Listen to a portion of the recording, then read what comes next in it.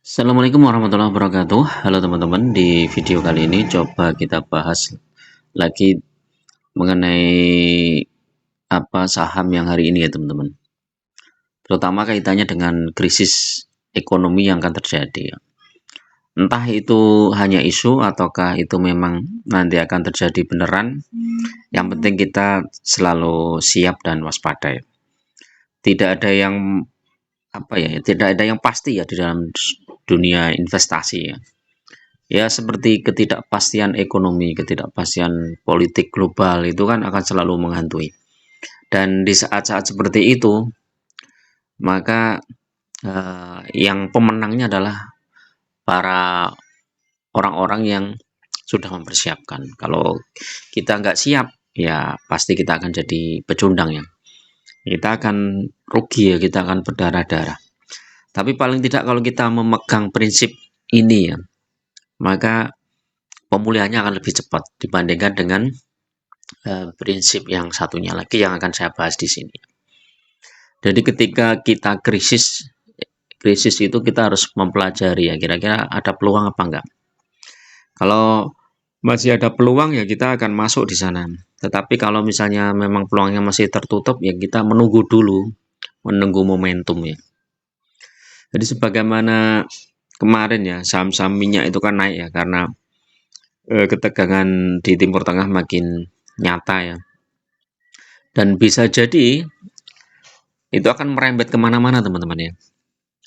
Jadi tidak hanya minyak ya, mungkin gas juga, terus batu bara juga. Sedangkan sektor-sektor yang lain bisa jadi bisa berbeda ya teman-teman.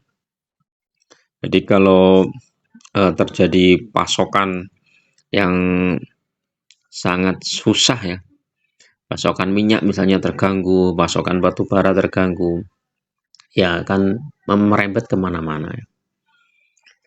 Nah kalau kita belajar dari krisis ya yang pernah ada ya teman-teman, mungkin nanti kita teman-teman bisa membandingkan atau paling tidak bisa mengantisipasi ya. Ini ada 6 sejarah krisis ekonomi terparah di dunia ya. Ini saya dapat di inilah.com nih. Krisis kredit 1772 tahun 1772. Perekonomian Inggris mengalami masa kejayaan tahun 1760 ya. Kemudian banyak investor dan bank berlomba-lomba untuk memperluas bisnis mereka. Aura optimisme berlebihan. Nah, inilah teman-teman. Sesuatu yang berlebihan tuh selalu patut kita waspadai. Kita terlalu percaya pada sektor tertentu, kita terlalu optimis terhadap saham tertentu, itu juga harus kita waspadai. Jangan-jangan itu jebakan juga ya. Nah, kemudian masa kejayaan itu berakhir pada 8 Juni ya 72. Ketika Alexander Fordyce yang merupakan salah satu mitra perbankan kabur ke Prancis untuk menghindari pembayaran utang. Akibatnya para kreditor beramai-ramai melakukan penarikan uang besar-besaran dan kemudian terjadi krisis yang melibatkan negara-negara sekitarnya termasuk Belanda, Skotland, hingga negara koloni Inggris Amerika. Kemudian krisis The Great Depression 1929 ya.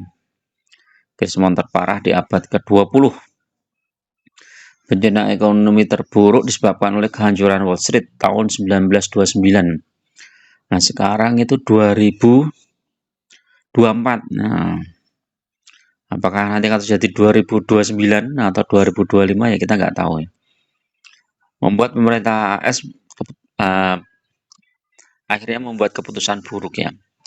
Kemudian krisis ekonomi selama 10 tahun itu membuat investasi dan daya beli. Nah ini teman-teman, kuncinya daya beli.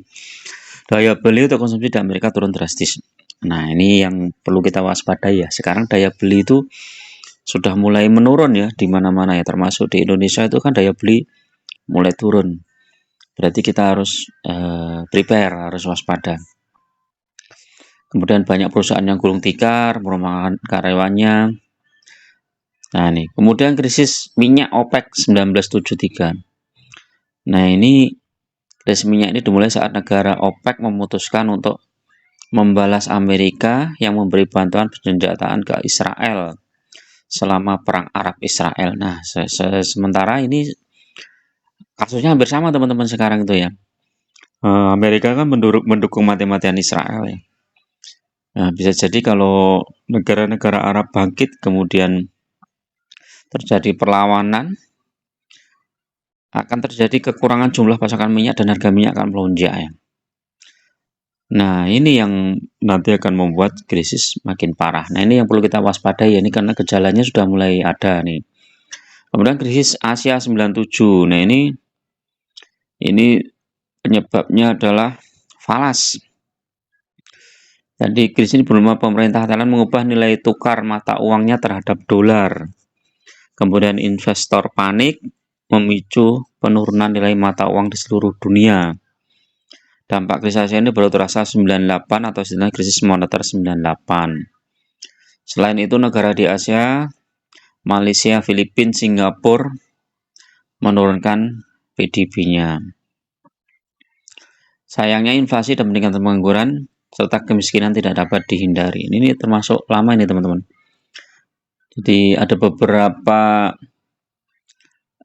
pakar ekonomi yang mengatakan kondisi sekarang itu sudah mirip-mirip tahun 98. Jadi kita harap berhati-hati ya. Kalau dulu sampai IMF menurunkan ini ya, paket bailout sehingga hutang kita kayaknya jadi besar banget. Nah, 98 itu yang paling parah nih. Kemudian krisis keuangan 2007-2008. Walaupun ini apa ya, kelihatannya sepele ternyata ini juga menghancurkan apa ya, saham ya, nilai-nilai saham ya di dunia termasuk di Indonesia juga ya. Ini dikenal dengan krisis subprime mortgage, krisis ekonomi terparah setelah The Great Depression.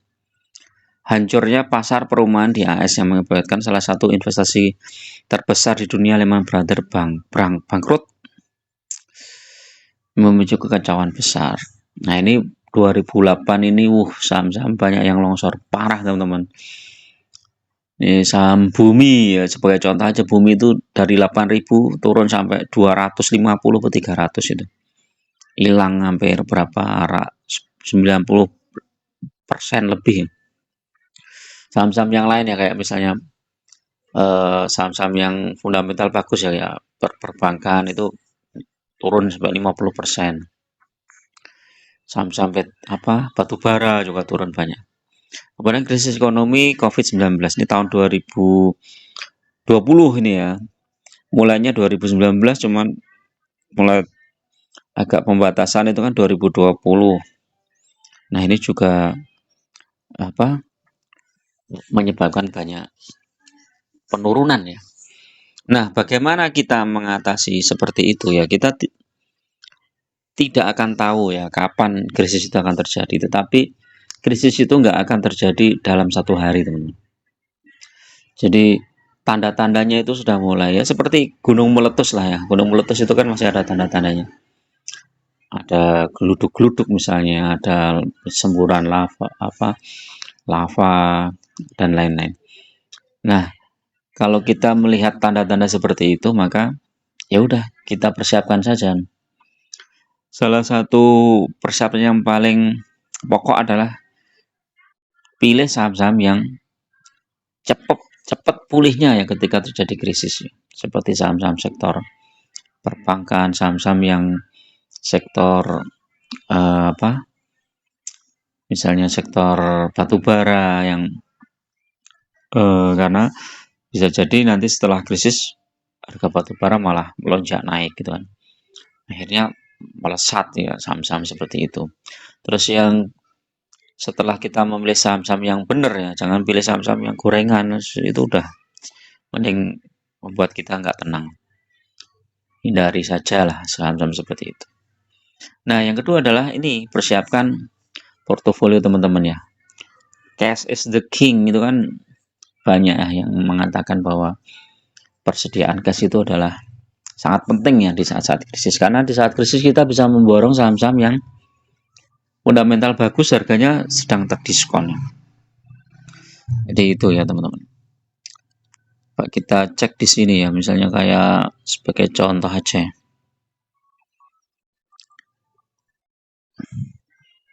BCA ini saat krisis Turun di berapa ini coba? Ini tahun berapa ini? Nih krisis 2020 nih BCA. Turun dari harga 7.000 ke 5.000, turun 2.000 poin. Kemudian krisis nih ya, krisis tahun berapa nih? 2008. Ini BCA turun dari 1.400 ke 700. Berarti ini turun 50% BCA. Tapi nggak nyampe berapa ini ya? 2008, 2011, 3 tahun dia udah balik lebih tinggi ya. Nah, kalau kita nggak punya dana ya momentum seperti ini akan kehilangan ya. Contoh lain misalnya coba PTBA ya. PTBA itu saat krisis coba berapa harganya ya? 2003 itu PTBA cuma 95 harganya. Kecil banget ya. Nih 2008 ini ya PTBA. Ini harganya 3.400-an. Kemudian turun ke 1.000. Berarti 2.400 poin hilang.